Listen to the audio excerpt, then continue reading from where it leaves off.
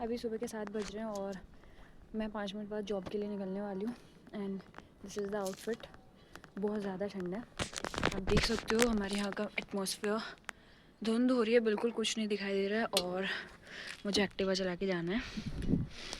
Let's hope कि मैं ज़िंदा पहुँच जाऊँ और अगले दिन जॉब जाने के लिए रेडी रहूँ। मुझे बहुत ज़्यादा ठंड लग रही है। इस वेदर में मुझे 10 किलोमीटर्स दूर एक्टिवा ड्राइव करके जानी है, बट सीरियसली मज़ा बहुत आता है जब आप इस वेदर में बाहर जाते हो और इतना ट्रैवल करते हो for a job. Like I am loving it.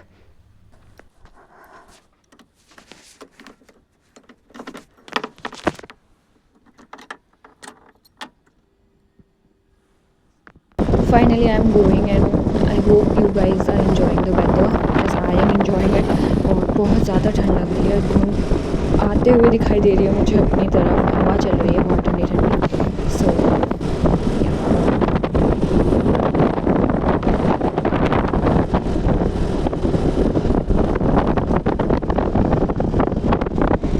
अब पता चल रहा है मुझे कि इंडिपेंडेंट वुमेन बनना कितना मुश्किल है। पहले मैं सोचती थी कोई मजबूर ही होगा जो इतनी ठंड में उठता होगा, काम पे जाता होगा, जॉब पे जाता होगा।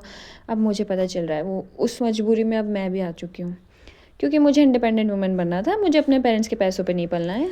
So that's how my life is going. And for my mental peace मैं डेली महादेव से मिलने आती हूँ, उन्हें हाय हेलो करके ही मैं जॉब पे जाती हूँ। This is my bag and there is tiffin in it. ये टिफ़िन मैं किसी और के लिए लेके आती हूँ, मैं नहीं खाती हूँ। एंड अब हम चलेंगे हमारी डेस्टिनेशन की तरफ। Oh no, my mental health is so fucked up that I forgot my keys.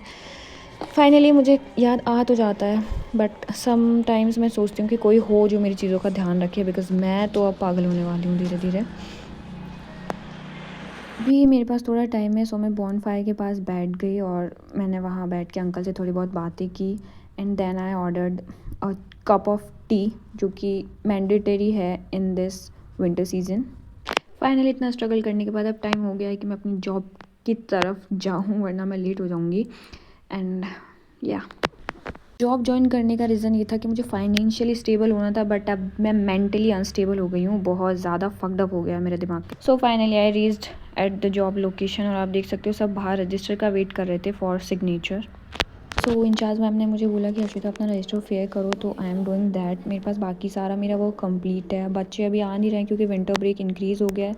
सो मुझे 8 पीरियड में से ओनली एक ही पीरियड लेना होता है, उसके बाद मैं फ्री बैठी रहती हूँ और सारा दिन वो फ़ोन चलाती हूँ।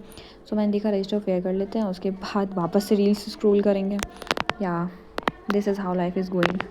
जॉइन करने का मेरा मेन रीज़न ये था कि I have to move on from some things. And मेरी फ़िज़िकल हेल्थ तो आप देख ही रहे हो कितनी ख़राब है। यहाँ आके बच्चों के पास चिल्ला चिल्ला के मेरी मेंटल हेल्थ भी ख़राब हो गई है। यहाँ पे मेरी किसी से वाइब भी मैच नहीं हो रही है। सो कोई नहीं, किसी की वजह से मैंने यहाँ पे 4 मंथ सर्वाइव कर लिया है। मैं चाहती हूँ मैं आगे भी सर्वाइव करूँ यहाँ पे, बिकॉज़ मैं I just love to hang out with them every day. और मैं देख रही हूँ जब मैं जॉब छोड़ दूँगी थोड़े टाइम बाद, तो मुझे बहुत याद आने वाली है किसी एक इंसान की।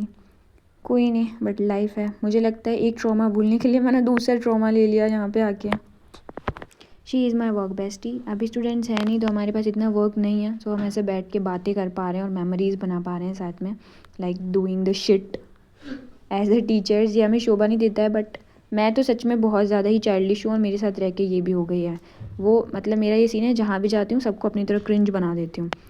या मुझे अच्छे लगते हैं ऐसे लोग जो मेरे रंग में रंग जाते हैं और मुझे जज नहीं करते।